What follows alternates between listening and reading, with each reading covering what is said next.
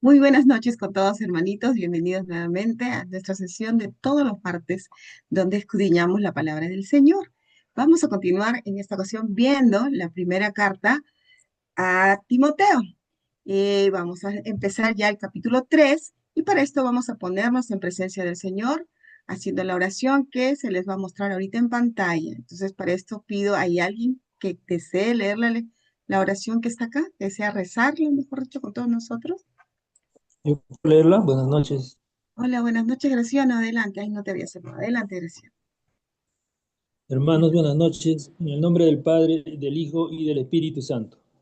Bendito sea el Señor, porque quisiste que tu palabra, viva y eterna, se conservara por escrito en los libros sagrados del pueblo de Israel y de la iglesia primitiva. Nosotros los veneramos con espíritu filial, reconociendo en ellos tu voz, que sale a nuestro encuentro a fin de revelarnos tus misterios más íntimos. Gracias a tu palabra, permanentemente actual y de inagotable riqueza, te reconocemos a ti, el único Dios verdadero. Que el Espíritu nos enseñe a interpretar correctamente tu palabra y que haga brotar de nuestro corazón el deseo de meditarla, abriendo nuestra alma para alabarte, darte gracias, implorarte y pedirte perdón. Amén. En el nombre del Padre, del Hijo y del Espíritu Santo. Amén. Gracias, Graciano. Bueno, Manuel Pablo, sin más, empezamos. Gracias, Katy. Hermano, muy buenas noches con todos.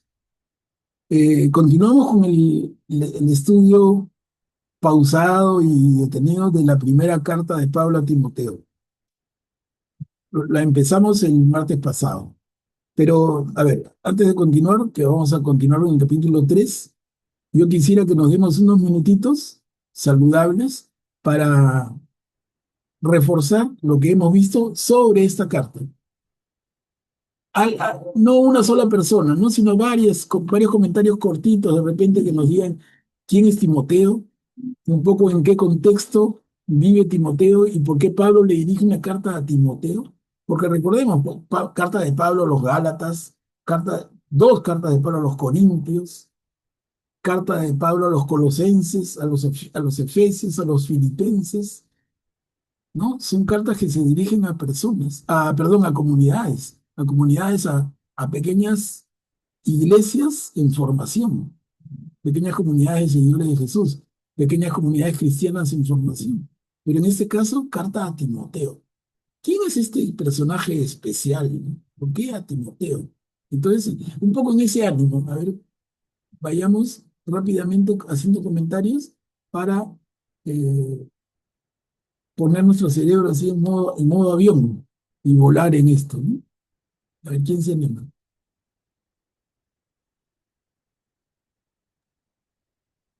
Yo voy proyectando, sin que la leamos, porque ya la leímos, los, las perícopes del capítulo 1 y el 2. Hay un saludo, bueno, muy al estilo de Pablo, y habla de los falsos maestros. Pero no sé, de esta forma quizá no vaya a ser la mejor. Mejor al revés, así. Sobre nada, sobre nada. ¿Qué se acuerdan? Quién es Timoteo? ¿Por qué Pablo le dirige una carta a una persona en particular y no a una comunidad? Pareciera que el estilo de Pablo era dirigirse a comunidades, ¿no? A mis hermanos cristianos de La Molina, ¿no? A mis hermanos cristianos de la iglesia del Inmaculado Corazón. Pero decir, carta de Pablo a Katia Núñez. ¿Y por qué le dirige a Katia Núñez, no? ¿Qué quiere hablar con Katia que se lo haga en privado? ¿Por qué le dirige una carta? A ver, ¿quién nos ayuda? Y Atilio está levantando la mano. Adelante, Atilio, puedes activar tu micro. Gracias. Bueno, en principio es un discípulo de Pablo que ha quedado por encargo de él como cabeza de la iglesia en Éfeso, ¿no? Y que le pide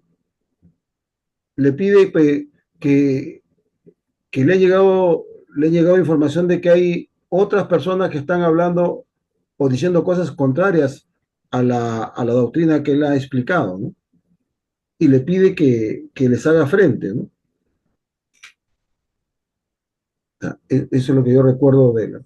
Excelente, excelente, Atilio, y bien puntualizado, ¿no? Entonces, Timoteo es alguien muy cercano a Pablo. Eso hay que tenerlo como primerísima cosa. Es una persona cercanísima. Goza de toda la confianza de Pablo y le ha dado muestras repetidas de su lealtad y de su compromiso con el camino de Jesús. Timoteo es menor que Pablo.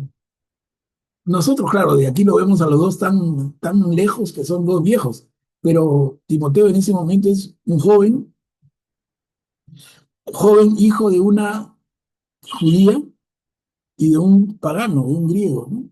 El padre es griego y la madre de Timoteo es judía, y la abuela también, y tienen nombres conocidos por la sociedad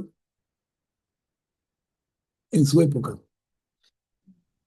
Como dice Atilio, eh, Timoteo es destacado a Éfeso.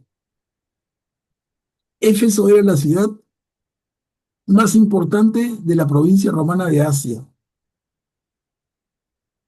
No es cualquier ciudad pequeña, es la ciudad más importante de la provincia romana de Asia, que diríamos hoy Turquía. Y a esa comunidad importante, Pablo quiere controlar. Parece que se le va de las manos.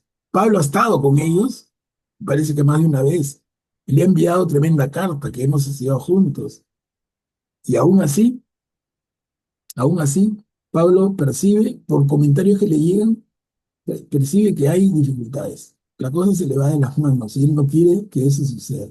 Y entonces envía a una persona que es de toda su confianza, con un brazo extendido de él, otro Pablo, ¿no? Un alter Pablo. Un otro Pablo es Timoteo y va con instrucciones precisas de Pablo sobre qué hacer y cómo proceder. A ver, hasta ahí, ¿no? ¿Quién más podría regalar? Cuchi está pidiendo la Ah, palabra. Manuel Pablo, adelante, Cuchi.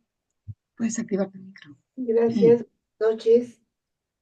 El, efectivamente, el profesor lo explicó la semana anterior y quedó muy claro. Timoteo era casi como un hijo para Pablo. Es su hijo porque lo forma en la fe y tan joven lo manda a asumir una responsabilidad bastante fuerte en Éfeso, siendo Éfeso, como nos explicó también, una de las ciudades más importantes en ese entonces, y había un enorme movimiento de diferentes culturas, razas, y dentro de eso, incluso no faltaron y él nos explicó también sobre los filósofos o la gente que se dedicaba a, por decir, evangelizar, entre comillas, pero eh, cobraban por enseñar, por decirlo de cierta manera. Y todo eso tenía que asumirlo Timoteo. Y es por eso que San Pablo es tan específico en todas las instrucciones que eh, escribe para Timoteo, con las mujeres, con los hombres, con los niños, con los ancianos. Para todos hay algo y que resalta sobre todo, y supongo que lo veremos ahora, eh, que no se pierda la esencia de la buena nueva, del evangelio, de la salvación, que haya la unidad entre todos y, y sobre todo Timoteo, que prácticamente ha vivido de toda el conocimiento, la sabiduría, la pasión por dar a conocer la buena nueva a todos, eh, no lo va a defraudar. Bueno, eso es lo que he entendido, profesor. Gracias. gracias, Cuchi, muy bien, excelente, excelente. Graciano, puedes activar tu micro, por favor. Gracias. Algo que se me quedó bastante grabado fue las recomendaciones de Pablo con respecto a el comportamiento de las mujeres, ¿no? Recomienda decencia, recato en su forma de arreglarse y que no busquen protagonismo por encima del marido, que supongo que él está bastante influenciado pues, por la cultura del momento, ¿no? Incluso compara quién fue el primero que fue tentado y pecó, ¿no? Y menciona a Eva, ¿no? Entonces, claro, eso es por la cultura que se vivía en ese momento, como ya hemos conversado también, ¿no? Gracias. Gracias, Graciano. Sí, bien atinado el comentario también. Verónica también está pidiendo la palabra. Manuel, adelante, Verónica. Sí, buenas noches. A mí lo que me sorprendió es que habla de dos personas, ¿no? De Himeneo y de Alejandro, y que dice que a ellos los ha arrojado a Satanás. Comenta Pablo, ¿no? Que ahí como que no eran buenos, ¿no? Al momento de, como falsos maestros, como que no hablaban cosas correctas en el capítulo 1. A mí me quedó eso marcado. Decía, son dos personas con nombre propio que él los especifica y los detalla, ¿no? Ahí. Ujú, ujú. Gracias, Verónica. Efectivamente, ¿no?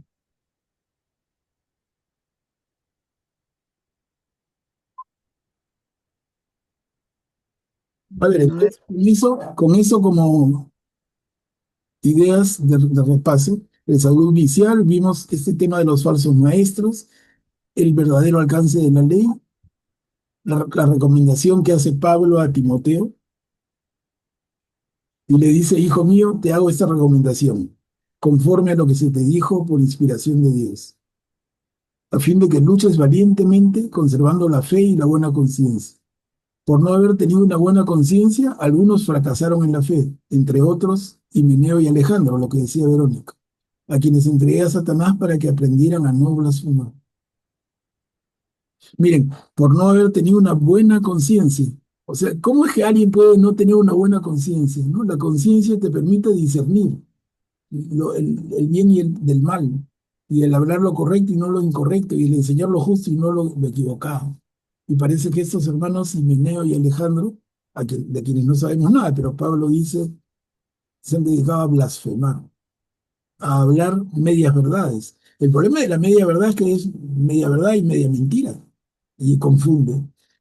¿No? El problema es ese, al final, si quieres estar confundido, hermanito, confúndete, pero no confundas al resto. Ese es el gran problema, ¿no? El gran problema es un poco la manzana podrida que pudre al resto. La oración litúrgica, ese es el capítulo 2 que vimos, el modo de orar, y hasta ahí llegamos, miren, fue poquito y nos quedamos en la sesión entera, hubo bastante diálogo que me parece excelente. Y ahora retomamos con el capítulo 3, pero veo primero a Tilio adelante. Sí, yo quería recalcar que, bueno, en las cartas que hemos visto hasta ahora, aquí Pablo dice, bueno, dice, si encontré misericordia, fue para que Jesucristo demostrara en mí toda su paciencia, poniéndome como ejemplo de los que van a creer en Él para alcanzar la vida eterna. O sea, Él se llama, bueno, aparte de apóstol por designio de Dios, se dice, yo soy el peor de todos y Dios me ha elevado para llevarles la palabra, ¿no? Para llevarles la fe verdadera, ¿no? O sea, cómo se abaja, o sea, se desciende, ¿no? Bueno, se hace humilde, digamos así, ¿no? Creo yo resalto como primera vez que lo veo, ¿no? O sea, que él se expresa de esa manera, ¿no? Atilio, lo que dices es absolutamente verífico. Yo, por lo menos de mi parte, yo te digo toda la razón. ¿Por qué? Porque Pablo se humilla, sería la palabra, ¿no? Pablo se humilla de una manera, y ya lo he hecho antes. Yo que soy el último de los hombres, ¿no? Yo que perseguía a los cristianos, y el Señor me escoge a mí para ser su apóstol. Entonces, Pablo siempre se humilla, y es una característica importante del cristiano, bien señalado. Bueno, y acá entramos entonces al capítulo 3 de la primera carta de Pablo a Timoteo, el jefe de la comunidad. ¿Quién desea leer la pericopa que está en la pantalla? A ver, yo lo leo. Ok, Verónica, adelante. El jefe de la comunidad. Es muy cierta esta afirmación. El que aspira a presidir la comunidad desea ejercer una noble función. Por eso, el que preside debe ser un hombre irreprochable, que se haya casado una sola vez, sobrio, equilibrado, ordenado, hospitalario y apto para la enseñanza, que no sea afecto a la bebida ni pendenciero, sino indulgente, enemigo de las querellas y desinteresado, que sepa gobernar su propia casa y mantener a sus hijos en la obediencia con dignidad. Porque si no sabe gobernar su propia casa, ¿cómo podrá cuidar la iglesia de Dios? Y no debe ser un hombre recientemente convertido, para que el orgullo no le haga perder la cabeza y no incurra en la misma condenación que el demonio. También es necesario que goce de buena fama entre los no creyentes, para no exponerse a la maledicencia y a las redes del demonio. Gracias, Verónica. Miren, ¿qué les parece? ¿Qué les llama la atención? Lo primerito, cuando habla del jefe de la comunidad y lo define, ¿no? Un poco como que está, como cuando definimos un puesto, ahora queremos cubrir una vacante, definición del puesto, perfil del puesto. Y dice que no sea afecto a la bebida ni pendenciero, sino indulgente, enemigo de las querellas, desinteresado, que sepa gobernar su propia casa y mantener a sus hijos en la obediencia de toda dignidad, que sea casado una sola vez. ¿Qué nos dice? Verónica está pidiendo la palabra, Manuel. Adelante, Verónica. Justamente eso quería decir. Dice que se haya casado una sola vez, pero ahí vemos que habían varias esposas, ¿no? Como que hay contradicción allí, como una sola vez, o una sola vez con varias al momento, no, como que no es muy claro eso para mí. No, pero es Verónica, no nos confundamos, es lo que dice, y que entendemos, es el correcto castellano, que el jefe de la comunidad o el que pretenda hacerlo, uno de los requisitos que debe cumplir es que sea casado una sola vez, no dos veces, tres veces casado. Entonces, si tiene Es varias, decir, una sola esposa. claro, si no se elimina él solo, ya no es candidato. Es un requisito, ¿te das cuenta? Mira, y hoy el requisito para ser jefe de la comunidad, hoy sería que no se haya casado ninguna vez. Por eso quería hacerles notar. Miren cómo ha cambiado el tiempo y ha cambiado la exigencia. En esta Mm, primera iglesia, Pablo define al candidato a jefe de la comunidad como entre sus requisitos que se haya casado una sola vez. Y nosotros decimos hoy que sea soltero para que sea sacerdote, ¿no? Y más Está todavía, hablando, sí. perdón, está hablando del obispo, ¿no? Aquí. Por eso digo, para que sea sacerdote y más todavía obispo, que es algo que se cumple Jefe. en la iglesia oriental, en la iglesia católica de Oriente, que se llama la iglesia católica ortodoxa. Nosotros tenemos, la iglesia católica está partida en dos mitades, ¿no? Nuestra parte es la iglesia católica romana y la otra parte, la otra mitad que no conocemos casi nada, pero que es bien parecida es la iglesia católica ortodoxa, que es de Grecia para el otro lado. En los países donde es más fuerte es en Grecia, Rumanía y Rusia. Y allí, por ejemplo, el sacerdote puede ser casado, claro, una sola vez, pero el obispo no. El obispo tiene que ser soltero, ¿no? Una diferencia, bueno, hoy, siglo XXI, pero miren que estamos hablando del primer siglo y cómo Pablo está definiendo las cosas en ese momento. No había, y podemos hablar de eso en otro momento, no había el, el impedimento del matrimonio para una persona que ejerciera el sacerdocio, digamos. El sacerdote cristiano en los primeros tiempos podía ser casado. Y casado podía ser sacerdote, y eso es hasta el siglo X aproximadamente. 10 siglos, miren todo lo que estamos en el XXI, o sea, casi la mitad del tiempo que tenemos como iglesia, el cura podía casarse y la segunda mitad ya no se puede casar. Pero es un tema que no está en la ley de Dios, ni siquiera de los primeros discípulos, ni los apóstoles, ni los padres de la iglesia. Es un tema que como les digo, se puede estudiar en otro momento con más profundidad, pero que obedece a un desarrollo posterior de la iglesia. Ese impedimento de matrimonio para el sacerdote. Claro, se le encuentran un montón de beneficios, ¿no? Es que al estar soltero puede dedicarse mucho más a los fieles, no está distraído en corregir a los hijos, en alimentar a la familia y sacarla adelante, ¿no? Entonces se dedica de cuerpo y alma solamente a su parroquia, a sus fieles. Ese es el argumento más fuerte, pero no están de acuerdo todos, ¿no? No solamente que las iglesias protestantes, pero también la Iglesia Católica Ortodoxa. También permite, como era al comienzo, lo que dice acá Pablo, que el sacerdote fuera casado. Y lo es, hasta ahora lo es. Yo he conocido personalmente en mi experiencia, y una experiencia muy linda, sobre todo hace tiempo ya, tuve la oportunidad maravillosa de conocer a un pastor de la iglesia anglicana en Lima. La iglesia anglicana es la iglesia de Inglaterra, en Lima. Y era un coloradito, él como buen inglés de la zona del norte, ¿no? Medio colorado, su esposa una colorada y los hijitos, varios coloraditos.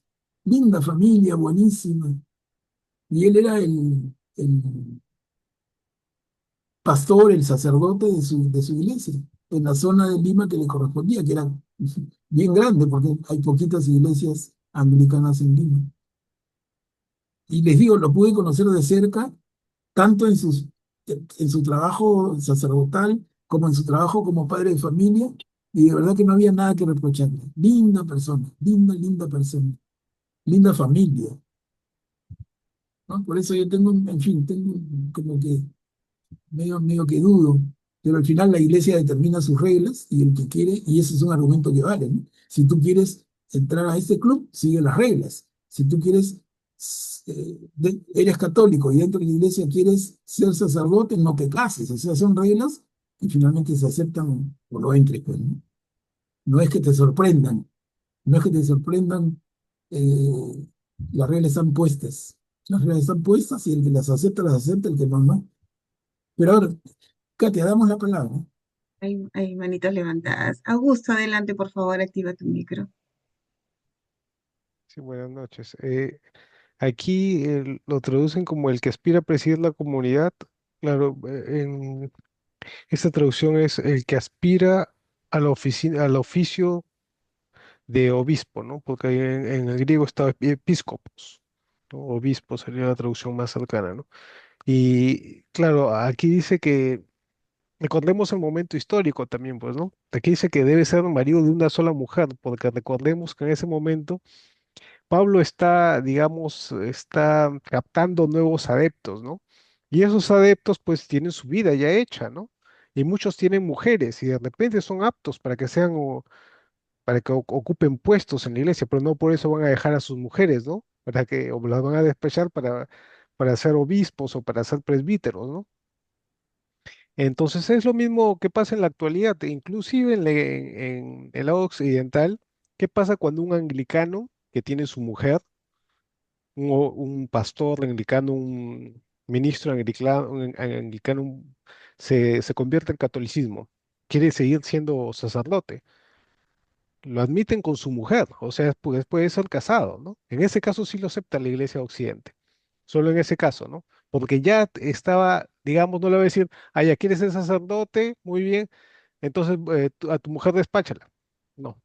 Lo mismo pasaba en ese momento, Pablo, era por una circunstancia particular en que en ese momento las personas eran casadas, entonces era lo que tenía, digamos, no podías pelear a decirle, ya muy bien, niñitos, entonces sean ustedes los nuevos sacerdotes, necesitaba en ese momento, ¿no? Y posteriormente, ya mucho después, ya la iglesia fue considerando, asemejándose a Cristo y también a Pablo, que los sacerdotes fueran, que no fueran casados, ¿no? Pero en ese momento era lo que se tenía, ¿no? No podía ser de otra forma, digamos. Ujú. Bien, gracias, Augusto. Adelante, Patti, puedes activar tu micro. Sí, Buenas noches. bueno, de acuerdo a las traducciones de las Biblias, porque acá en la Biblia de Peregrino no dice casar una sola vez, sino que dice que sea, dice, Por eso el obispo ha de ser intachable, fiel a su mujer, en lugar de casado una sola vez. No sé si todas las Biblias dicen, pero en este de Peregrino dice, está traducido de esta manera. Eso quería decir. Pero es lo mismo, ¿no? O sea, apunta a lo mismo, creo. No, no es que sea que se contradiga, Pati, ¿no? Oye, no, dice una cosa diferente, no. Uno dice que se ha casado una vez, el otro dice que sea fiel a su mujer, que es mucho más, ¿no? Yo creo que es mucho más ser fiel a la mujer que ser solamente una vez casado. Más exigente. Sí, apunta lo mismo, sí, apunta lo mismo. Lo mismo Está bien. y ser fiel es mucho más exigente. Mira, yo me casé una sola vez, pero he sido infiel 100 veces. No, pues, ¿no? Mucho más estricto es el decir fidelidad. Sí. Que Ujú. cuando nos casamos, ¿no? El matrimonio es un sacerdocio, o sea, la fidelidad de la mujer al marido y el marido a la mujer es sagrada. Y todo eso que se nos habla y se nos enseña es absolutamente cierto, ¿no? Pero hay que vivirlo. Graciano, ¿puedes activar tu micro, por favor? Gracias. Claro, en ese momento Pablo no tenía dónde escoger, tenía que recurrir a lo que había, ¿no? Como dice Augusto también, ¿no? Y en estas mismas lecturas que hemos estado haciendo, yo recuerdo que por ahí se hace una comparación entre qué es lo que puede, hasta dónde puede aspirar un casado y un soltero. Un sacerdote casado tiene que preocuparse de su familia y no de las cosas de Dios. Y un sacerdote soltero se preocupa de las cosas de Dios. No tienen que distraer su tiempo, ni su energía, ni sus pensamientos, ¿no? Entonces, ya desde este momento se tiene claro que era mejor el sacerdote soltero, ¿no? Sin embargo, Pablo tenía que usar lo que había en ese momento, tenía que recurrir a lo que había en ese momento, ¿no? De todas maneras, un sacerdote soltero tiene mucho más mérito que un sacerdote casado, ¿no? Y en eso nosotros los católicos podemos levantar la cabeza, como se dice, en relación a las otras religiones, ¿no? Que tienen sacerdotes casados, ¿no? En todo caso, los nuestros son más dedicados a las cosas de Dios. Gracias. Manuel Pablo, yo recuerdo cuando estábamos en clase con el padre Ciro nos comentó cuando él se estaba preparando en Roma. La Iglesia Católica es pues, católica, ¿no? Y el sacerdote que quería, el que se estaba preparando y quería casarse, porque él contó que tenía un amigo que estaba, que no sabía si ordenarse occidentalmente, en el rito occidental, en el rito, entonces dijo que como él estaba enamorado, mejor se ordenaba con el rito, ¿no? Oriental. Y entonces, claro, el rito oriental, pero lo que pasa es que donde digamos, ejerces, entre comillas, tenías que irte para allá. Entonces, eso era lo que ellos tenían que evaluar, porque la iglesia ortodoxa no es la iglesia católica, ellos son otros, que ellos están con los patriarcas. La iglesia oriental sí tiene comunión con el Papa. Por eso que hay 12. Por eso es que cuando también vienen acá o en la iglesia occidental se les acepta porque están ordenados válidamente como sacerdotes, sino que tienen una esposa. Y luego recuerdo también que al Papa Francisco le entrevistaron en el avión sobre esto, ¿no? El celibato, ¿no? De todo. Y el Papa dijo, el celibato no es dogma, como dando a entender que se podría revisar, pero no, eso ya es decisión de uno. Por eso los sacerdotes dicen, a nosotros nos dicen y nosotros aceptamos, ¿no? Porque eso también viene de Pablo mismo, ¿no, Manuel? Que dijo que él prefería ser célibe, ¿no? Para poder atender mejor al rebaño, ¿no? A la iglesia. Eso me quedó clarito de la explicación del padre Ciro. Claro. Sí, sí, lo que tú dices es muy cierto, ¿no? Pero al final, ahí está el tema. No lo cerremos porque no está cerrado. Es un tema en el que va a haber siempre presiones y presiones y presiones sobre la dirección de nuestra iglesia, en el sentido de que esta norma se revise. Y no sé si llegará el momento, no lo veremos nosotros, no sé. Pero creo que esto tiende en la medida en que pase el tiempo, esto va a tender a abrirse, por lo menos a dialogarse. Ahora, es absolutamente cierto, como has dicho Katia, como dijo Augusto, que las reglas del juego están claras. Si tú quieres ser sacerdote de la Iglesia Católica Romana, tienes que ser soltero y tienes que hacer voto de celibato. Entonces, esas son reglas. como vamos a jugar fútbol y la pelota no se agarra con la mano. Es una regla. No, no, yo quiero jugar fútbol y también agarrar pelota con la mano. No, ese es tu deporte, invéntatelo. Abre tu secta. Pero en esta FIFA organiza los campeonatos mundiales, la pelota no se agarra con la mano. Y si la agarras con la mano es una falta que va teniendo gravedad en función de que más cerca del área, más fuera del área, en fin. Pero es un tema que está, yo creo, pendiente, y pendiente siglo XXI, pendiente desde el primer siglo. Es interesante ver en nuestro libro sagrado, ver estos temas. Porque Pedro era casado, ¿no? Pedro era casado. Si por eso es que Pedro, eh, cuando Pedro traicionó a Jesús, dice, dicen los sacerdotes que entienden más de la Biblia, así, esos expertos, dicen, Pedro traicionó a Jesús porque le tenía un rencor desde que curó su suegra, pues, ¿no? Pedro curó a la suegra. ¿Recuerdan que empieza el Evangelio y Pedro Qué cura? buena, qué buena. Y en el Evangelio según Marcos, Jesús cura a la suegra de Pedro y Pedro se la guardó y se la cobró al final, pues. Se la cobró. ¿No? Augusto está pidiendo la palabra. Adelante, Augusto. Como dato curioso, a pesar de que la Iglesia Ortodoxa, aquella que no está en comunión con el Papa, ¿no? Todos los presbíteros, todos los sacerdotes pueden tener mujer. Sin embargo, el que quiere acceder a la oficina de obispo tiene que ser soltero, no puede tener mujer. Es O verdad. sea, en eso sí somos parecidos, ¿no? El obispo es parecido en este caso, tienen esa misma disciplina, ¿no? Que no pueden tener mujer. Es correcto, es lo que yo he estudiado también, lo que dice Augusto, de mi parte lo confirmo.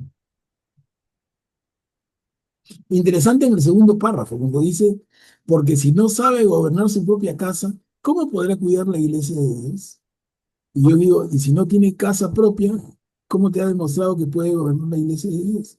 Entonces, el hecho de que sea casado y que como hombre de familia tenga una vida ordenada y tenga hijos bien educaditos y una familia bien establecida, es como que le da un credencial, ¿no? Como decir, oye, vas a ser un buen gestor, te presentas a las elecciones para presidente de la República. Vas a ser un buen presidente, dame tus antecedentes, en qué cargo público has estado, lo has hecho bien, lo has hecho regular, lo has hecho mal, eres una persona proba o un sinvergüenza, ¿no? Entonces, acá Pablo dice, si no sabe gobernar su propia casa, ¿cómo podrá cuidar de la iglesia de Dios? Una tremenda pregunta. Pero en fin, son temas, les digo, para pensar y que nos dan una idea, yo creo, no quiero meterme más allá porque no me corresponde, pero yo creo que el tema está abierto de aquí al futuro para seguirse dialogando y no sabemos en qué pueda terminar. ¿Qué posición, Lisita está pidiendo. qué posición Perdón. predominará? ¿La posición más tradicional o la posición que tiende a ser más moderna? No sabemos, no sabemos. El tiempo lo dirá y quizás nuestra vida no nos alcance para ver el resultado, pero la ecuación puede cambiar, puede, de todas maneras. Ya, 2000 años. Lisita, ¿puedes activar tu micro, por favor? Bueno, Pablo, permíteme hacer leer el comentario de esta Biblia que no hemos hablado sobre eso y dice, bueno, sí hemos hablado, pero abunda en ello. Dice, otros dicen, relación con su familia que sea marido de una sola mujer. Norma interpretada de varias formas. No entregarse al concubinato ni a la poligamia, conductas habituales en el mundo pagano, o bien, no casarse con viudas o separadas. O sea, si se casaba con una viuda, así fuera la única, tampoco podía acceder a ser Claro, sacerdote. O es, sea, acá Luisa, ese tema es bien discutible, ¿no? Pero también ahí es chocar contra el que ha escrito eso en la Biblia que tú estás leyendo, debe tener elementos interesantes, pero no sé si sería un poco injusto, ¿no? O sea, la mujer viuda queda manchada, ¿qué pasa? la Ya, separada tampoco. tampoco. A ver, Atilio está pidiendo la palabra. Adelante, Atilio. Sí, yo quería decir, si siendo sacerdote es casado una sola vez y después para ser obispo no tiene que ser casado, entonces como que ya se quedó ahí, o sea, ya no podría aspirar a ser obispo. O sea, Si quieres ser obispo, desde que entras a la, digamos, a ser sacerdote, tienes que estar soltero. O sea, ahí como que se trunca la carrera de alguien, la carrera o digamos la visión de un sacerdote, ¿no? De un pastor. Es correcto, Tilio, es correcto. Es como decir, tú vas a hacer la carrera militar. ¿Quieres llegar a Sí, general? Soltero. Y si te casas, hasta comandante nomás llegas. Que tampoco no está mal, ¿no? Se retira de comandante, pero quieres llegar a ser general, soltero, ¿no? Y esa regla la establecen y con esa regla tú entras. O sea, el tema es ese, que la Iglesia Católica misma lo explica y me parece perfecto. Si tú entras aceptando esa condición, respétala, pues.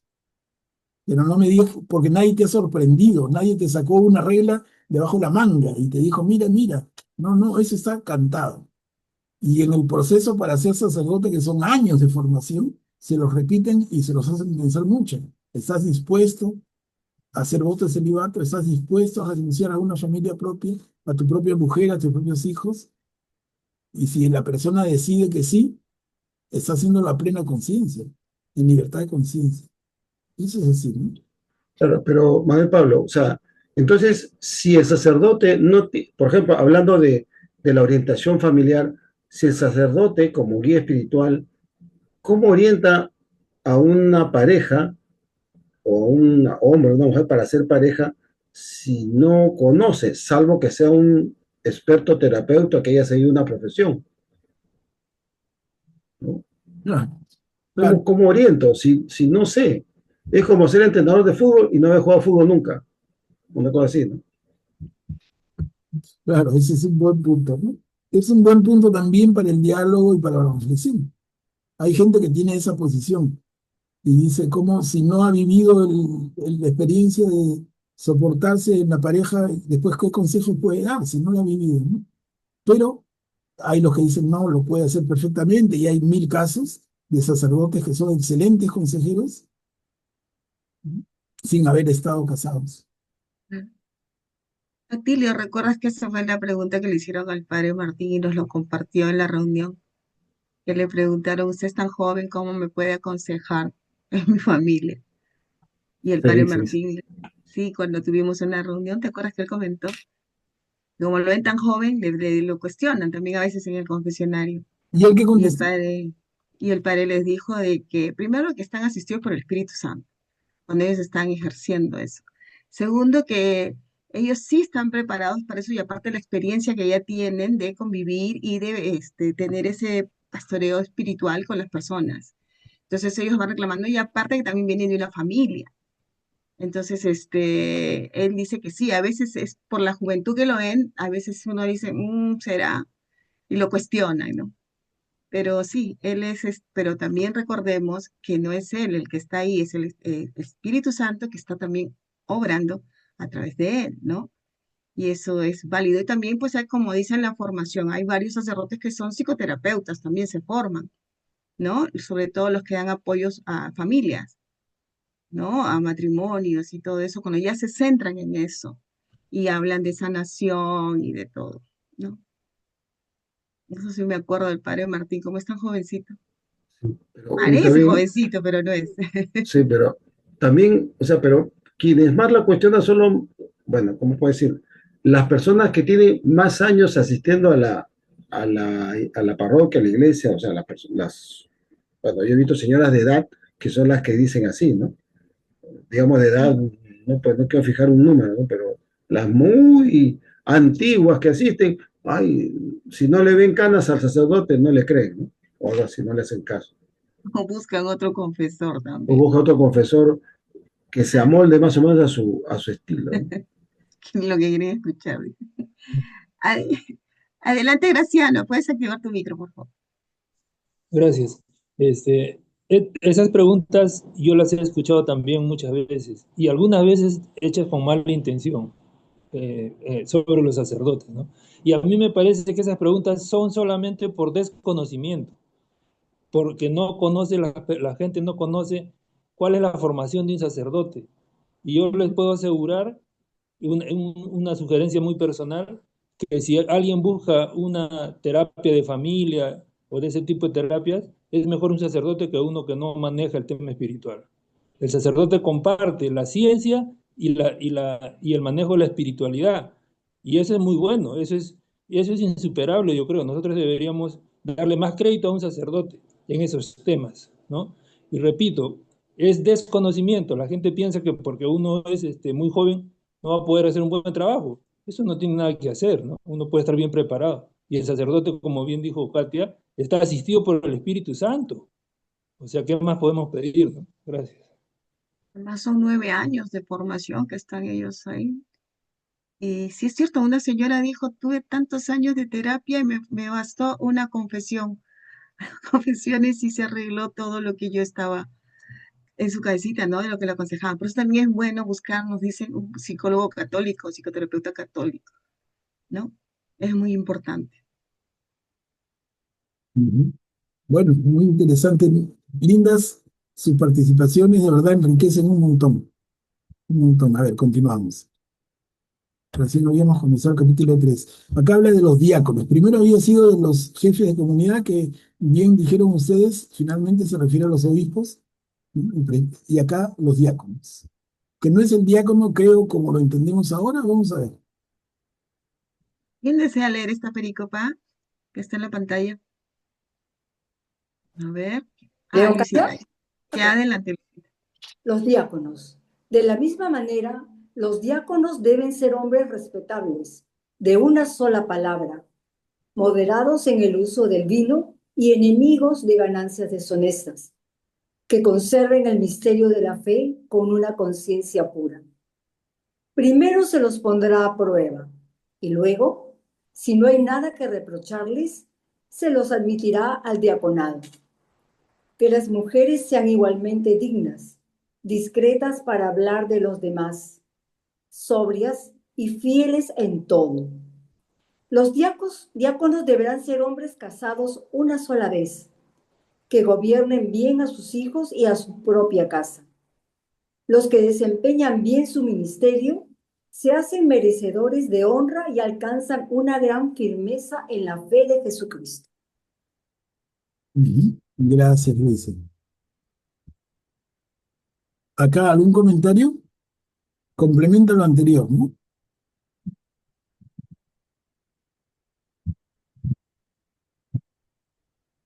Luisita, ¿puedes activar tu micro, por favor? Manuel, sí, Manuel Pablo, en el segundo párrafo dice que lo pondrán a pruebas, que no haya nada que reprocharles. ¿Y por qué a continuación dice que las mujeres sean igualmente dignas? ¿Implica que las van a poner también como diáconos? ¿O las mujeres de los diáconos? Ahí pareciera que hablan también de los diáconos cómo deben ser. Y si hubiera una I, diría, y que las mujeres sean igualmente dignas. Da la impresión de que también están hablando de ellas para ponerlas a prueba como para ser diáconos. La mujer del diácono, ¿no? O sea, claro, que la mujer del diácono sea igualmente digna, ¿no? Que no vaya a haberse casado pues con una fascinerosa. Imagínate, ¿no? Él es todo seriecito, toma muy poquito vino, ella es una fiestera, jayanera. Y insiste, como habló de los jefes, como habló de los obispos, los diáconos deberán ser hombres casados una sola vez, que gobiernen bien a sus hijos y a su propia casa. Por ahí tienen como un currículum bien ganado. O sea, yo puedo mostrar mis credenciales como buen padre de familia, ¿no? Yo soy un buen jefe de familia, puedo llevar una comunidad. Puedo dirigir una comunidad o puedo acompañar al obispo en dirigir una comunidad. Augusto, adelante. Podría decir que estos textos promueven, digamos, la monogamía, ¿no? La monogamia. eh, a diferencia de esa cultura, pues, poligámica que se tenía en esa época, Pablo está tratando de ordenar eso y que el matrimonio se dé, pues, entre un hombre y una mujer una sola vez, ¿no? Claro, también es importante resaltar eso, sí, definitivo, ¿no? Que es algo que Jesús ya había predicado, ¿no? El matrimonio entre un hombre y una mujer es uno y para siempre. Una sola carne. Claro, se hacen una sola carne. Exacto. Graciano, puedes activar tu micro, por favor. Gracias. Jesús fue bien radical en ese tema de la fidelidad en el matrimonio, ¿no? Incluso dijo que si un hombre veía a otra mujer, ya era infiel en el pensamiento, ¿no? Entonces, Pablo tenía que seguir esa misma línea, por eso es que recalca tanto el tema del matrimonio de los obispos, ¿no? De la gente que iba a dirigir a las iglesias, ¿no? Claro, porque ahora nosotros diríamos, Graciano, en nuestra iglesia del siglo XXI, en nuestra iglesia católica del siglo XXI, no solamente los obispos y los diáconos, sino todo católico debe ser hombre casado una sola vez. O sea, el tema se ha extendido. Como dicen ustedes bien, ¿no? Están poniendo el pie donde Jesús había señalado tan clara el límite de la cancha y después esto es para todos. Acá en particular para ellos, pero realmente para todos. Uno se casa una sola vez. Claro, el sacramento del matrimonio es una sola vez, no hay dos veces, salvo, bueno, ya cuando es viuda, ¿no? Mueres, ahí ya es distinto, pero el sacramento del matrimonio es una sola vez. Claro, el caso de viudez o el caso de cuando se declara nulo el matrimonio, ¿no? Que es un caso especial que en la iglesia, por Realidad. un tiempo, se tenía restringido casi casi al Papa. Era una cosa bien difícil, pero después se abrió ya no una ventana, sino una puerta, era grandota, donde ya había muchos, no solamente obispos, sino sacerdotes que podían discernir el caso y decidir finalmente si se declaraba o no nulo un matrimonio. Y habían causales, y hay, ¿no? Causales muy claras, como que si me casé sin ser consciente de lo que hacía, si de verdad estuve, amaba o no amaba, si estuve presionada o no estuve presionada, si él me engañó o no me engañó. Y esos argumentos se han usado. Ahora, yo sé, por un amigo cercano, yo sé que actualmente la iglesia ha como reculado, como retrocedido, y no acepta casos. O sea, si tú vas con tu expediente y dices, quiero que declaren nulo mi matrimonio porque tengo causales, y parece, por lo que me ha contado este amigo, y ha tocado un montón de puertas en provincia, en Lima, y no le abren, no lo quieren ni escuchar. No, ese tema no estamos viéndolo, pero se estuvo abriendo. No sé si, Mira, ¿qué hace ahorita?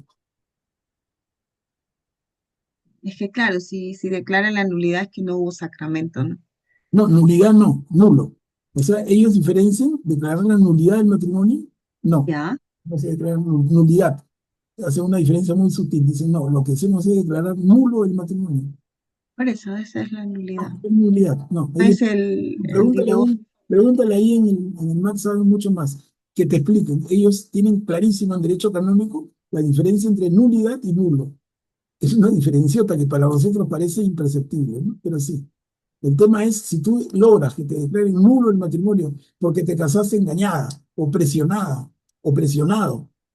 No, porque mi suegro me agarró con un fusil en la cabeza y me dijo, si no te casas te disparo y te reviento. Entonces yo me casé en esas condiciones y el padre dice, ok, aceptado, y se declara nulo el matrimonio y quedas libre en esos casos. O me casé y mi marido, dice la mujer, mi marido me ocultó que era homosexual.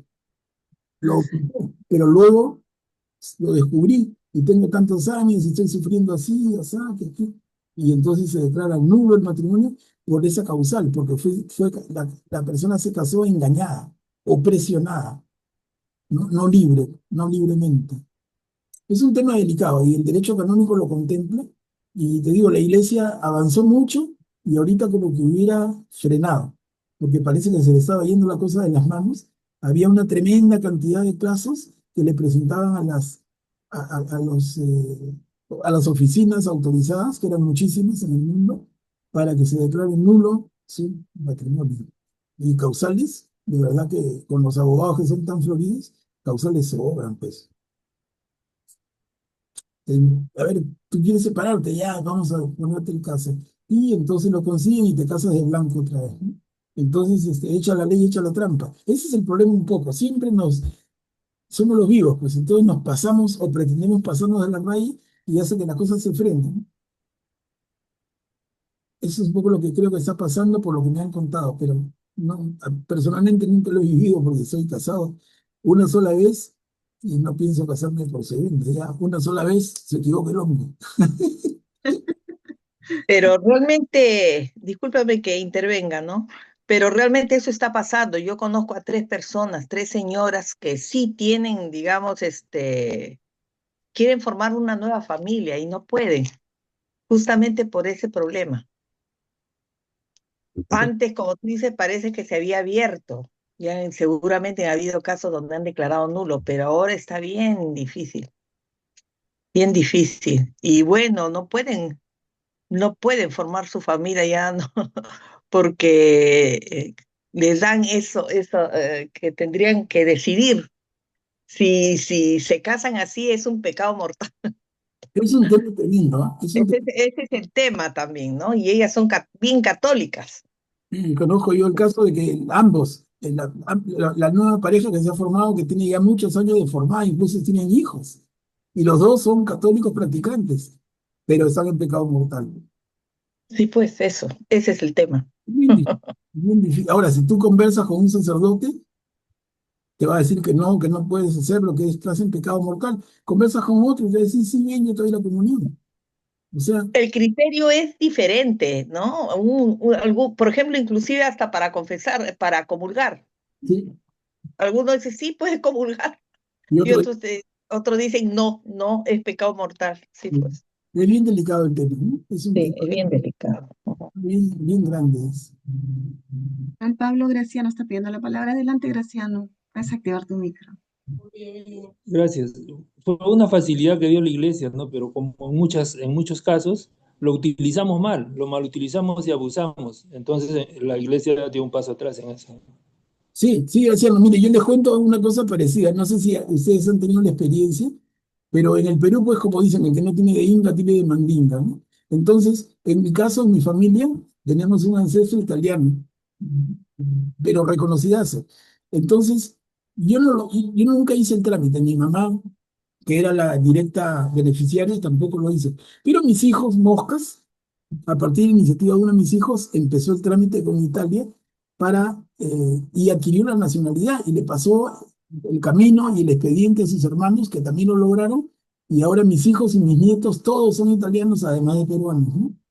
Entonces, eso fue en un momento, pero hoy tengo algunos primos que tienen la misma línea de descendencia eh, genealógica y han ido a la embajada, han ido a Italia, han ido con el expediente y les han dicho no recibimos papeles. Miren, o sea, lo mismo, ¿no? Lo mismo en otro terreno. O sea, y el tema, han abierto una ventana, todo el mundo se quiere colar por la ventana y entonces, ¿qué pasa? Se cierra la ventana. Se puede declarar nulo un matrimonio. ¿Cuáles son los causales del derecho canónico? Me meto por ahí. Y fue tanta la avalancha que cerraron la ventana. Se puede uno ser italiano porque tenía un abuelito que vendía alfajores. Me meto por ahí y ya cerraron la ventana. Y de repente el que va hoy tiene más derecho que ninguno, pero ya no le reciben. Por lo menos con esta presidenta Meloni, creo que se pedía, esta rubia simpática, es bien dura y ha cerrado la ventana de todo el mundo para las nacionalizaciones. Entonces, al final son como ventanas, no son puertas que se abren, son ventanas. La ventana se abre y se cierra, pues. Hace frío, cierra su ventana, hace calor, abre su ventana. Y es lo que parece que pasara en temas tan delicados como este del matrimonio en la Iglesia Católica, o con el tema de la nacionalidad, en el caso de esas nacionalidades que pueden ser muy apetitosas como las europeas, ¿no? Por ejemplo, Francia, tienes un abuelito francés, bien difícil. España menos difícil. Italia era papayita, ahora ya no. Ahora Italia se ha puesto más duro que una fuerte bóveda de banco. Ahí no entra ni un papel. Miren cómo cambian los tiempos. Y de repente estar atentos porque en algún momento se vuelve a abrir, ¿no? Pero así es. Así es. Creo que los seres humanos producimos con nuestra voracidad esa avalancha que produce la reacción, ¿no? Paren, alto, ya no. Y entonces la respuesta que están dando en la iglesia, hasta donde he escuchado, es no recibimos papeles. Imagínense. Igual que si tú vas al consulado italiano, si tienes al abuelito italiano, no recibimos papeles. ¿A dónde está la ventanilla de se reciben papeles? No hay, no hay. Ese boleto no se vende, no existe. ¿Quién te ha dicho? No, no, estás soñando, te has fumado algo, todo eso no existe. Miren cómo, así son los tiempos, ¿no? Es interesante, pero no significa que no va a ser nunca más.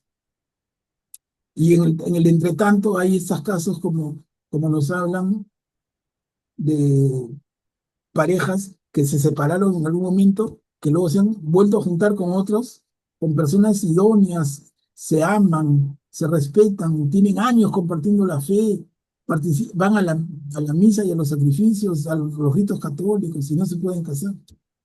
Y peor, muchas veces no pueden comulgar.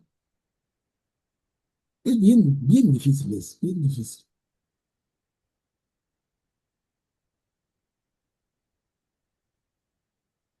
Ya lo veo, manito, Manuel. Pero los diáconos, el misterio de Cristo, esto es chiquito pero muy lindo. Acá termina el capítulo 3 y termina con un pequeño, como si fuera un poema. Desea leer. A Yo ver. leo el Ok, misterio Beatriz. de Cristo, el misterio de Cristo. Aunque espero ir a verte pronto, te escribo estas cosas por si me atraso. Así sabrás cómo comportarte en la casa de Dios, es decir, en la iglesia del Dios viviente, columna y fundamento de la verdad. En efecto, es realmente grande el misterio que veneramos.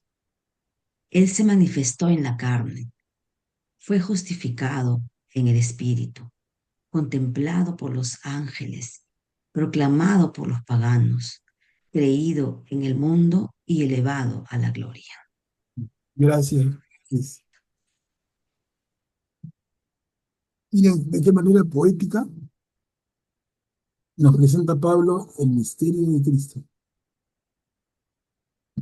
Él, Jesús, se manifestó en la carne, fue justificado en el Espíritu, contemplado por los ángeles, proclamado a los paganos, creído en el mundo y elevado a la gloria.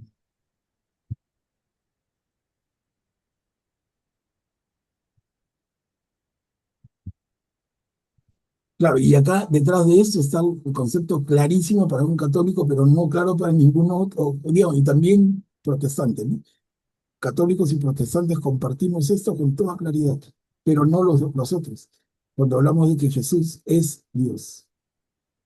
Un protestante, igual que nosotros, afirma que Jesús es Dios, pero un testigo de Jehová no puede hacerlo, un mormón no puede hacerlo, y etcétera, etcétera, el resto menos, ¿no? Entonces, en ese sentido decimos, no son cristianos.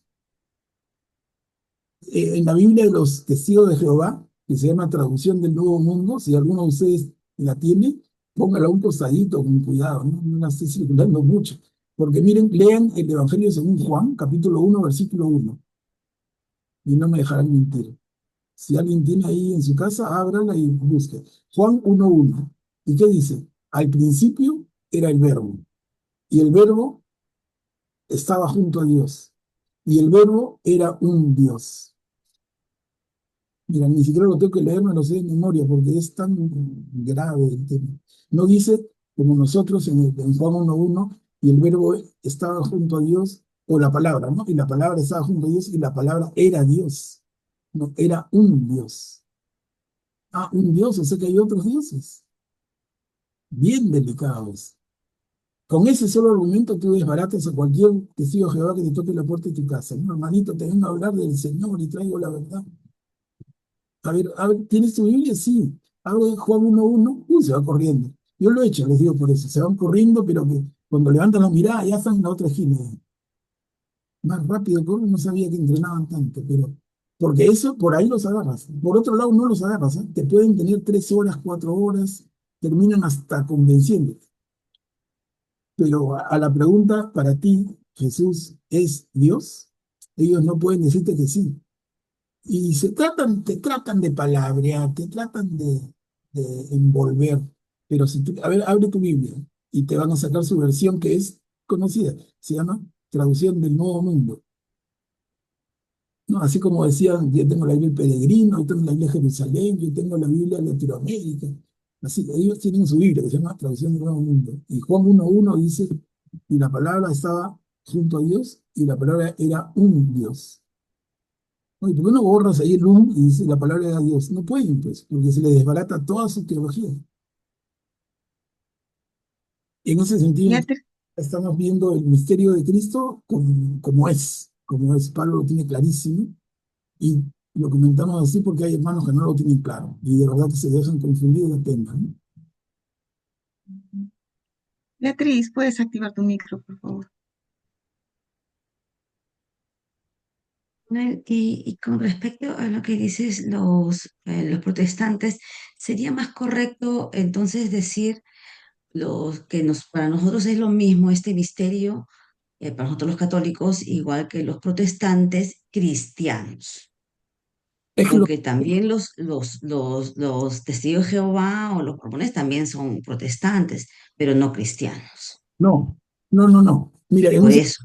oye, Beatriz, Oh, te agradezco el comentario, pero en un sentido estricto, protestante es el que parte de la protesta de Lutero y ahí se van abriendo mm, muchas corrientes. ujú, ujú.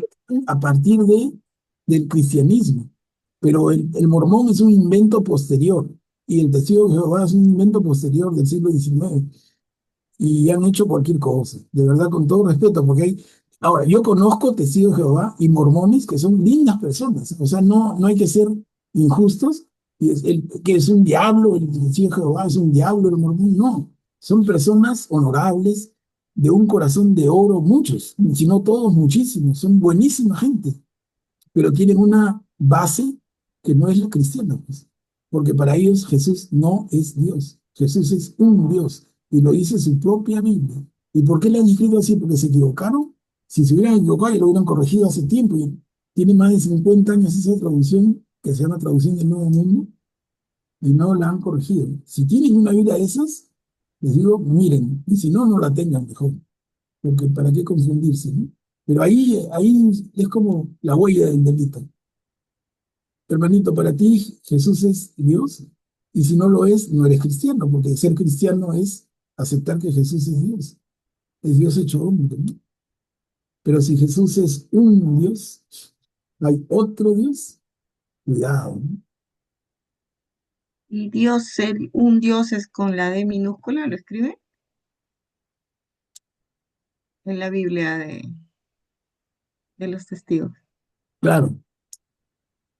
Ahora, Ay, si le ponen, todavía. no, si le ponen de mayúscula igualito, o sea, no le cambia. Es que no es un Dios, es Dios. Es No, Dios, claro. ¿no? Porque decir un Dios se entiende que te están dando la puerta abierta para decir hay otros. Mm. Augusto, por favor, puedes activar tu micro.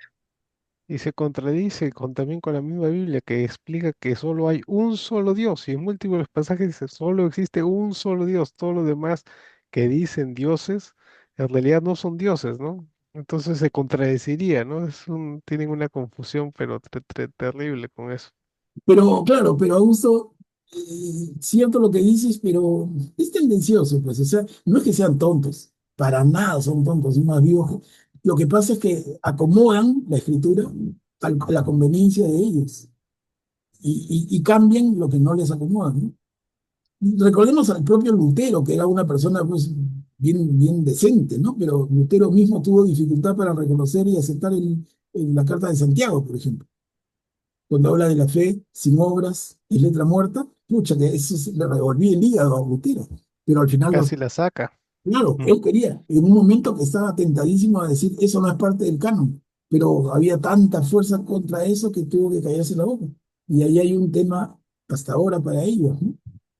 Pero Santiago es claro en decir la fe sin obras es letra muerta. Lo dice de diferentes maneras de acuerdo a las traducciones, pero el mensaje es ese. Y entonces, ¿dónde queda la sola fe del protestante? Que se basa en Lutero y lo que él reforma en la iglesia, ¿no? Y la Biblia que él, bueno, la Biblia que él traduce no hay cambios, eso sí les puedo decir con toda seguridad. No hay diferencias, salvo los 7 libros que se omiten, No hay diferencias en el texto de la Biblia que nosotros leemos como católicos y la Biblia que leen los hermanos protestantes, no hay diferencia, salvo esos 7 libros que son libros que yo les aseguro que si hacemos una encuesta entre nosotros, nunca hemos leído, nunca hemos leído. Eclesiástico, Sabiduría, Tobías, eh, 1 y 2 de Macabeos, son libros que nunca hemos leído.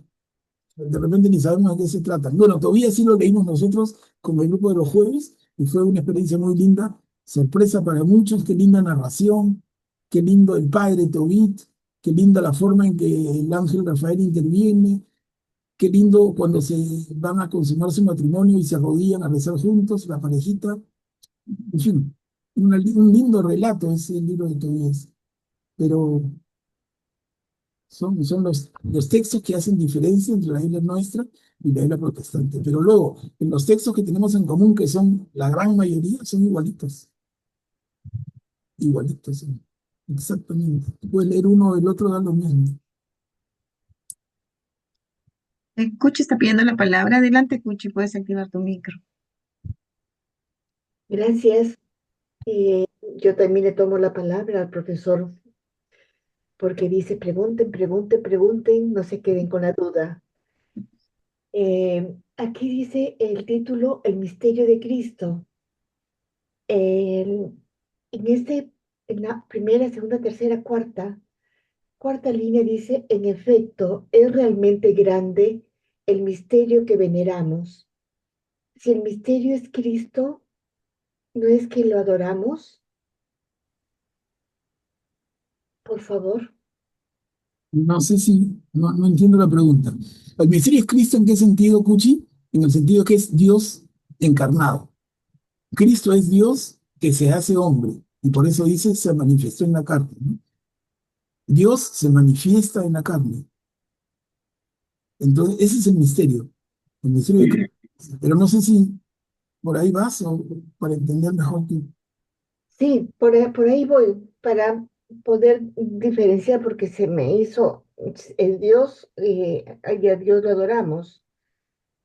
Creo que se refiere la señora Cucci a la traducción, ¿no? Que dice, es Sí, realmente grande el misterio que veneramos y ella cree que debería ser el misterio que adoramos. Pero en sí, este caso, bueno, yo tengo otra traducción, ¿no? El misterio de nuestra religión, dice.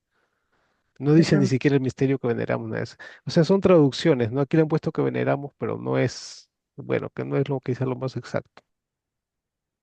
Lo que Y yo pasa también es tengo que, el misterio de nuestra religión. claro, no, en cuestión de traducciones, olvídate, ¿no? Ahí no pelearíamos toda la vida, porque cada traductor tiene la razón. Anda a decirle que está equivocado, pues, mejor le corta los brazos, son pero bien bravos. Es la terquedad pues propia, ¿no? Es mi obra, yo lo he hecho y una conciencia. A mí me iluminó el Espíritu Santo, a ti no. Entonces, se pelean horrible.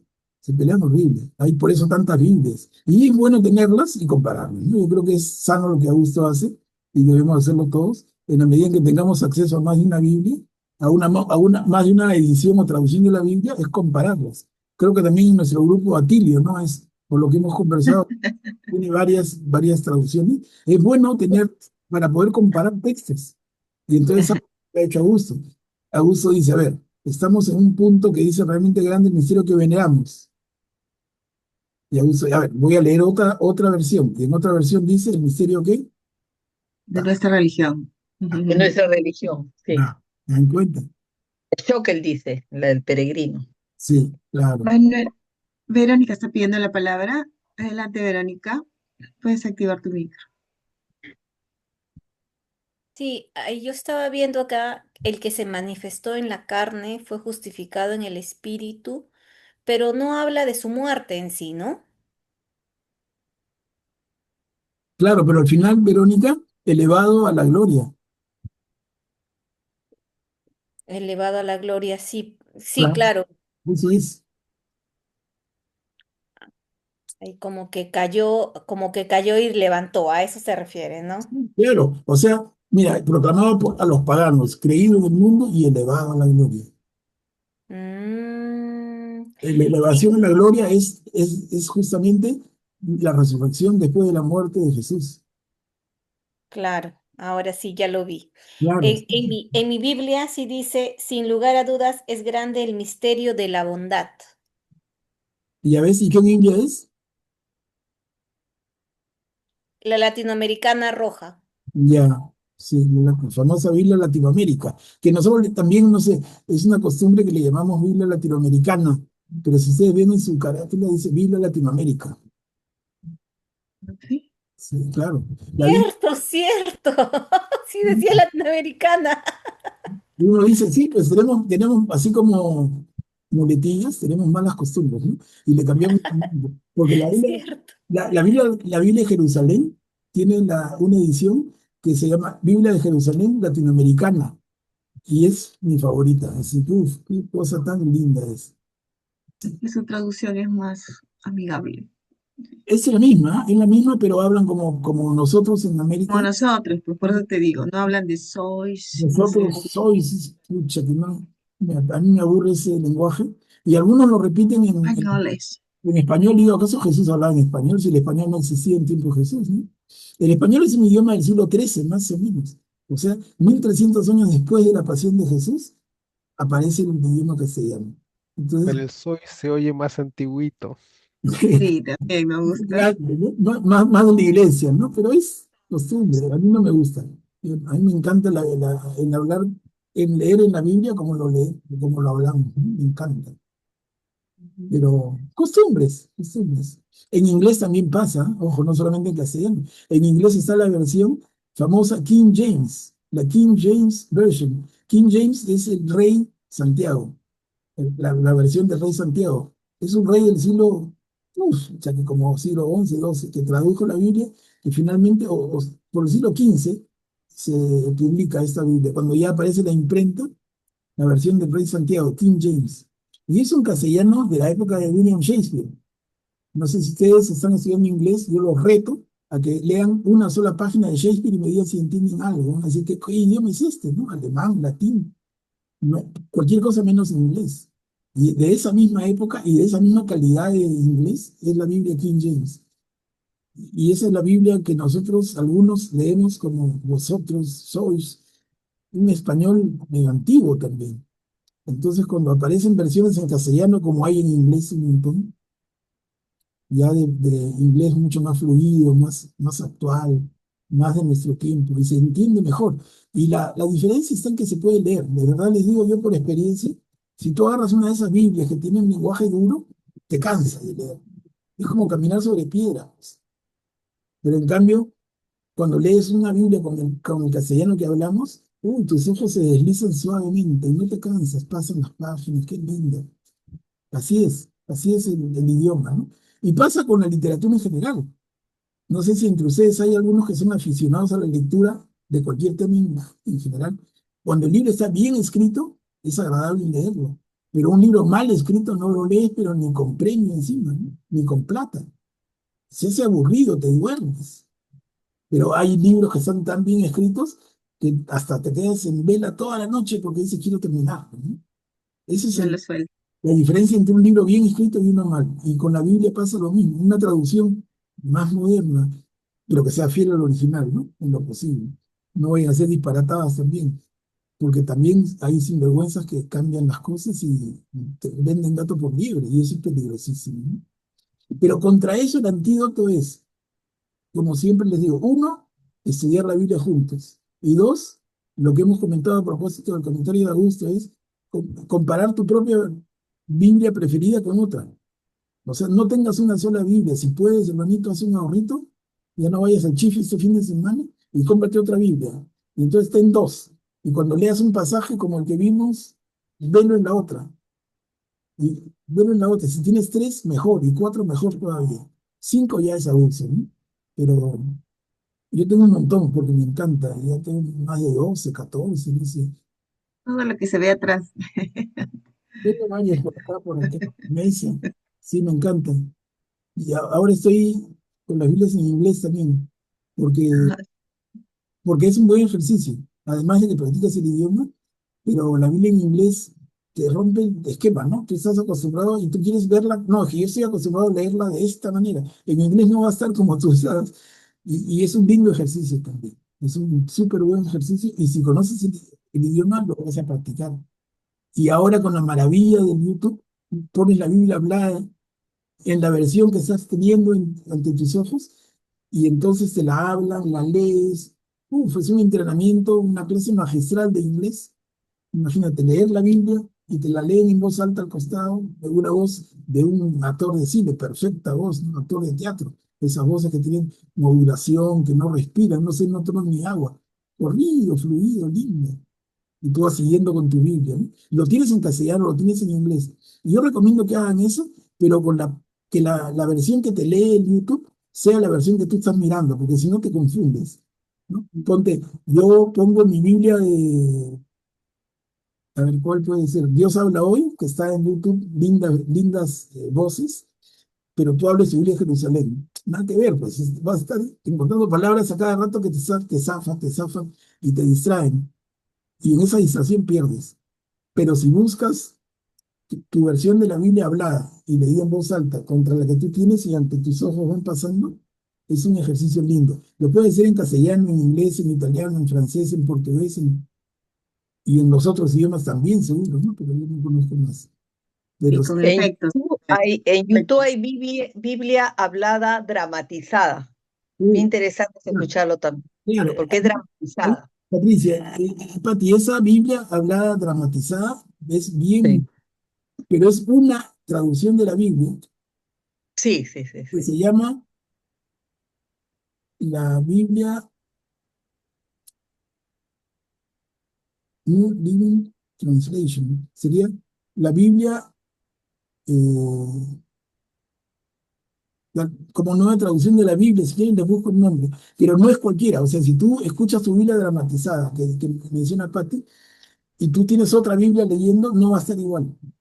Pero hay una Ujú. que es la que ellos están leyendo, pues, que se llama, no, ahorita no me viene a la cabeza, pero en cualquier momento, si les interesa, Compartiste una en el chat, una está dramatizada. esa es la que te digo que la leen en voz alta, pero ¿qué versión es la que leen en voz alta? Es bonita, ¿no? La nueva traducción viviente, ya me acordé, así se llama en castellano. Nueva traducción viviente, NTV, NTV. Si ustedes compran o descargan y lo imprimen como quieran, descargan la Biblia NTV, nueva traducción viviente, va a ver el mismo texto exactamente con las mismas palabras de la Biblia dramatizada que les compartí, que me parece linda, ¿no? Ahora, ¿es la mejor traducción? Yo digo, no sea. De verdad que la mejor traducción es la que tú lees. Claro, salvo que no sea pues una de esas barbaridades que por ahí hemos comentado antes, pero la mejor traducción de la Biblia es la que tú lees, la que te provoca leer, la que abres con pasión. Pero una pregunta, Manuel, cuando tú dices barbaridades, ¿te refieres a traducciones de Biblia donde se pierde el mensaje, una cosa así? Claro, Porque se por- supone que todas las Biblias católicas son revisadas. no, católica no me refiero, pues cualquier otra que dice Biblia, Ah, ya, como la que decíamos de los testigos de Jehová, por ejemplo. ah, ya, ok. Claro, pero después, si tú tienes, mira, la Biblia Latinoamérica, que decían la rojita, y que la gente que la critica dice también que es rojita, ¿no? Por comunismo. Y no, yo no creo. Mira, la Biblia que tú tengas es buena. Si tienes la Reina Valera, es buena. Si tienes la Nácar Colunga del principio del siglo XX, traducida de la Vulgata Latina, es buena. O sea, lo que tú tengas y te guste leer, eso es bueno. Lo malo es no leer la Biblia, pero leer la que tú tengas. Y va a pasar lo que ya hemos comentado más de una vez. Va a pasar más que seguro, como me ha pasado a mí, y yo lo comento porque soy parte de eso y conozco mucha gente que comparte lo mismo. Y es que una vez que tú entras al estudio de la Biblia regular, profundo, se te despierta, te vuelves como un catador, ¿no? Mira, cuando no sabes tomar vino, cualquier cosa te parece rica. Pero cuando te vas volviendo exquisito como el vino, llegas a distinguir, este vino es del 84, de la cosecha de tal, de la viña de tal sitio. Esta es una cosecha de verano o de invierno, no sé. Son unos finos el paladar lo tienen tan fino. Y eso pasa con la práctica. Y eso nos puede pasar con la Biblia. O sea, tú empiezas con tu Biblia como tomar un vino, cualquier vino te parece bueno, ¿no?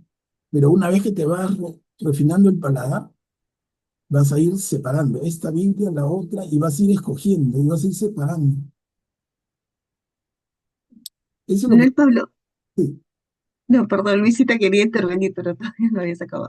La verdad que he estado tan ensimismada con lo que ha dicho Manuel Pablo que ya me olvidé qué cosa iba a decir. Bueno, pero yo que, de lo que sí te digo es que realmente leer una Biblia en inglés, yo discutía con mis sobrinos, yo decía, ¿qué libro están hablando? James, nada que ver con castellano. Y es difícil, el idioma de la Biblia nuestro, pero el idioma de la Biblia en inglés es bien difícil. Bueno, eso no quería decir, pero bueno, por decir algo. Pero les digo, no, sí, Luisa, pero yo les digo, si alguien está estudiando inglés o tiene un inglés intermedio, digamos, ¿no? Si es básico, ni hablar, ¿no? Ni hablar. Pero si es un inglés intermedio, no digo avanzado. Si es un inglés intermedio, es un excelente ejercicio leer la Biblia en inglés, ¿ah? Lindo, lindo ejercicio. Y escucharla en esas versiones más modernas que no son la King James. James en inglés no es Jaime, uno traduciría James es Jaime, no. James se traduce Ya, Santiago, Santiago o Jacobo, ¿no? Entonces la traducción de, Ya, del rey Jacobo, King James Version. Pero esa Biblia no es fácil ni para un gringo, ni para un gringo, porque es inglés de Shakespeare, es un inglés como leer a Reina Valera, bien difícil de leer. No sé si yo les he llegado a compartir alguna, tenía como muestra para un grupo de hace tiempo, saqué una página de la Biblia Reina Valera de 1900, perdón, de 1500 y pico, del siglo XVI, cuando Casiodoro de Reina tradujo la Biblia. Y entonces busqué en la primera página del Evangelio según Juan, en la traducción de Casiodoro de Reina, y se los presenté en una diapositiva grande, en el ecran, del grupo, para que se vacilen. Le digo, ¿quieren ver una muestra de la Biblia Reina Valera? Y pum, salió, ¿no? A ver quién lo puede leer. Y de verdad que no parece castellano, ¿no? Es un castellano tan antiguo, y del siglo XV, XVI, es un castellano tan antiguo que de verdad que es dificilísimo de leer. Y eso aquí le está. pasa en inglés y pasa en otros idiomas también. Cuando la traducción es muy antigua, el idioma se ha modernizado, pues han pasado siglos y esa redacción ya no se ajusta, ya no la entendemos. Tiene que haber un equipo de expertos que se vayan en el tiempo y llegan para nuestro lenguaje actual, ¿no? pero Manuel Pablo, ¿no crees tú que es, bueno, para mí es más fácil leer, a mí, leerla en italiano? Yo sé inglés, pero también sé italiano, pero me es más fácil el italiano porque como se nos parece más, No, claro. no, a pesar que uno sabe inglés, pero es más fácil leerla y más melódica, como es el idioma italiano, no tan romántico, tan melódico. No, pero sí, Luisa, yo te digo, si consigues una Biblia en inglés moderna, te vas a Peínate, pues, parece. Voy a buscar. te vas a vacilar, porque es lindo y te va a encantar y dices, qué lindo en inglés, es un vacilón, o sea, como que escuchas la Biblia y practicas inglés. Además, como la conoces en castellano, la vas traduciendo tú en tu cerebro también, eso es verdad, ¿no? A ti, Leora, puedes activar tu Y micro. hablando de eso, en Paulina se están vendiendo una Biblia latinoamericana en inglés, español, inglés. ¿Ah, sí?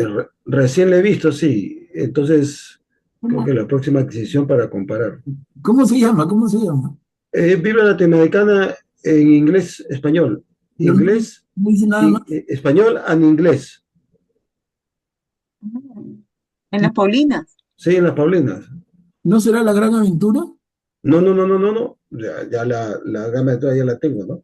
La otra, Creo que va a ser la misma, ¿eh? recién la he visto, que hay tamaño grande y tamaño bolsillo, que dice en español e inglés, ¿no? Fíjate bien la traducción antes de comprarla, porque va a ser que se te duplique. Porque pasa mucho que más son, que la casa editorial hace un nuevo formato sobre la misma Biblia que ya tiene, ¿no? Pero ten cuidado. Pero no hay problema, ¿no? Al final, una Digo, vez, para que el sentido, para ver el sentido, ¿no? claro, puedes leer seguramente una página y la del frente, ¿no? Tienes que hacer en inglés y vas leyendo a la vez. Sí. Claro, claro. Porque, por ejemplo, acá tengo en mis manos lo que la Biblia Peshita, que me llegó hoy día, Y dice en Juan 1:1, dice, en el principio era el verbo y el verbo era con Dios. O sea, debo interpretar que estaba, ¿no? O sea, era con Dios. Y luego dice, el verbo era Dios. O sea, ahí sí lo aclara, ¿no?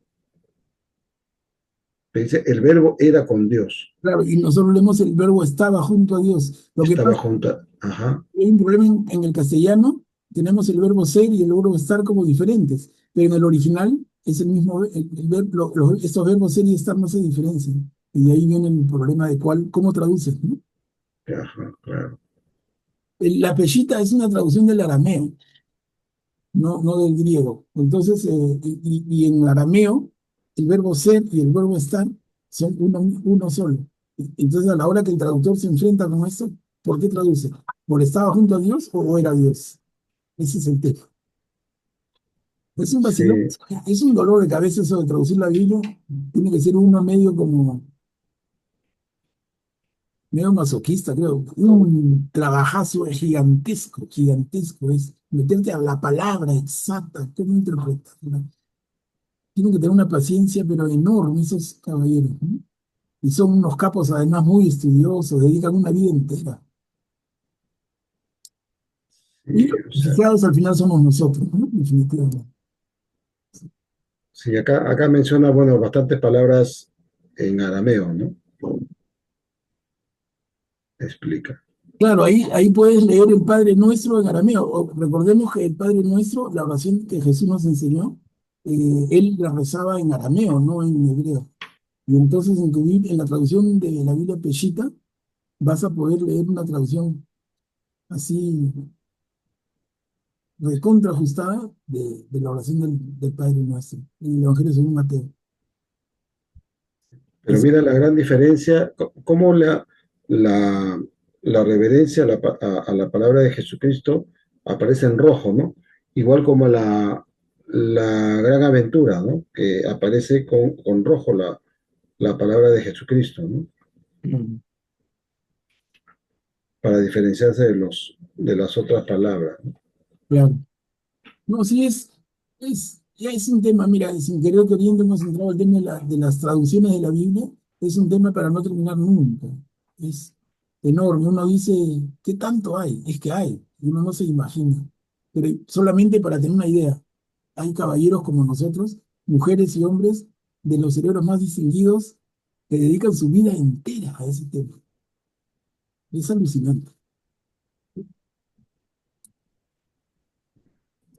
Bueno, Katia, y mira, hemos hecho solamente el capítulo 3. Yo decía, un Dios, mira. Son Te dije que los temas son hemos hecho buenos. el capítulo 3 de la primera carta de Timoteo. Muy lentejas somos. Pero está bonito. Pero miren, ya para la próxima entramos al capítulo 4, esa es una promesa. Digo, ya son 9:40 también. Bueno, hermanito, sí, como les dije, son 9:40. Llegó el momento de despedirnos con mucha pena. Está muy bonito, todo muy interesante, pero el siguiente martes continuamos.